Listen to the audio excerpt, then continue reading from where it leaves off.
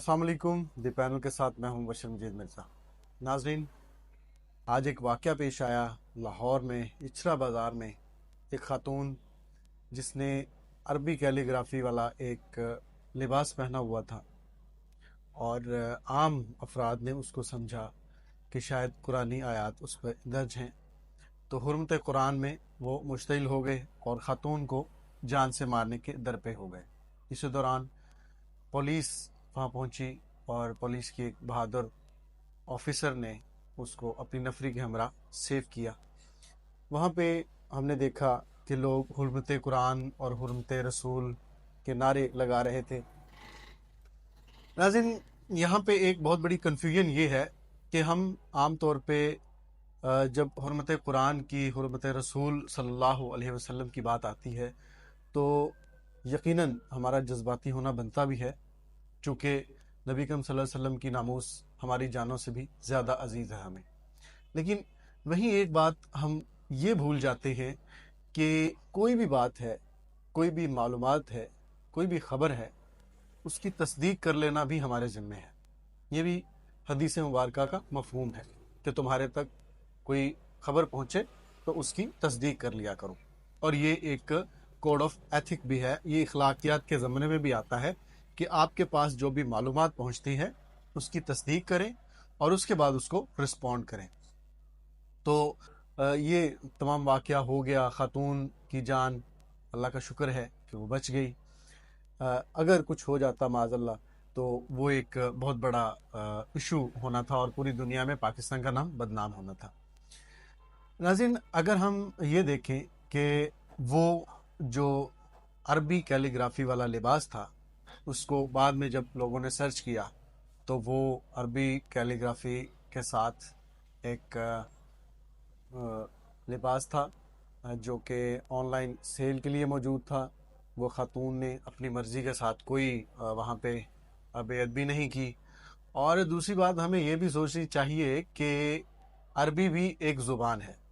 आपने अक्सर देखा होगा कि इंग्लिश लैंग्वेज, इंग्लिश में लिखे हुए बहुत से जो ड्रेसेस हैं, जब हम आमतौर पर जब लंडा बाज़ार का रुख करते हैं या इम्पोर्टेड जिसकी बात करते हैं तो वहाँ पे हमें ABC लिखे हुए या इस तरह के बहुत से मिल जाते हैं। इसी तरह उर्दू रस्म ख़त, और ये एक ट्रेंड है, बहुत से लोग इस बात को पसंद करते हैं।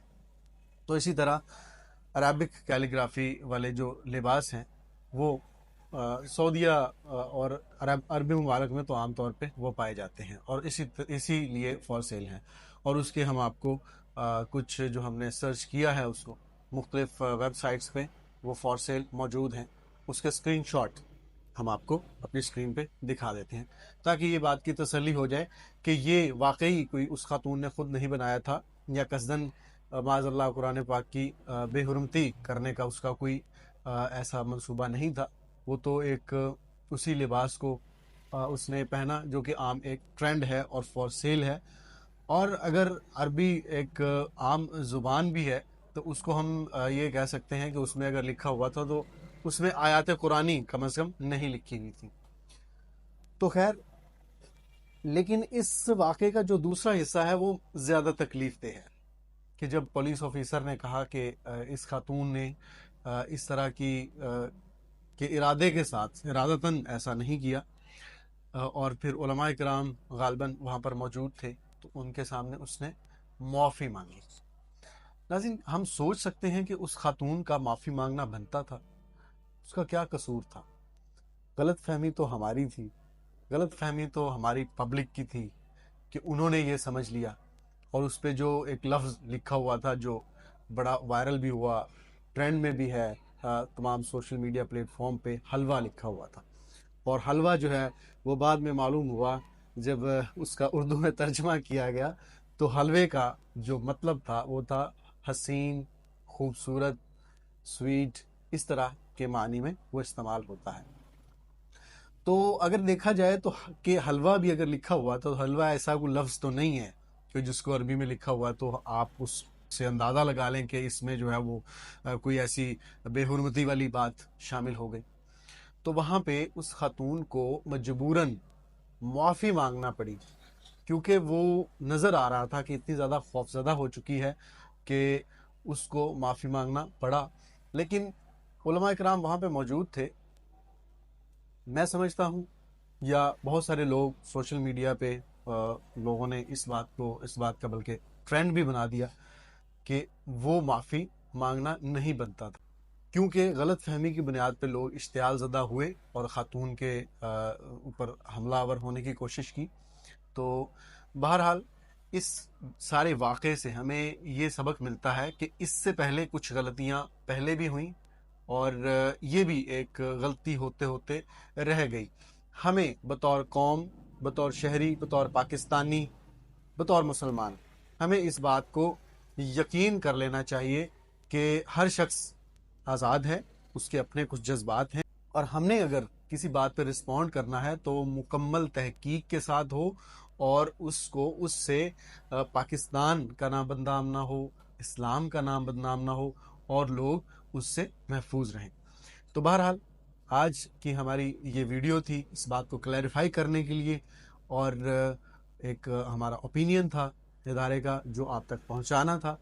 تو بہرحال ہم اکثر اپنی ویڈیوز میں یہ بات کہتے ہیں کہ جو برداشت ہے اس کا ضرور ہمیں مظاہرہ کرنا ہے، صبر و تحمل کا ضرور مظاہرہ کرنا ہے، اور آپس میں بھائی چارے اور فراخ دلی کے ساتھ، مثبت سوچ کے ساتھ ایک دوسرے کے ساتھ ملنا ہے، تو تبھی ہم ترقی کر سکیں گے اور ہمارا معاشرہ ترقی کرے گا۔ اگر کوئی اس کے حوالے سے کوئی گستاخی کرتا ہے تو ہم قطعی طور پہ خاموش نہیں رہیں گے، لیکن پہلے ہم اس کی تصدیق ضرور کر لیں گے۔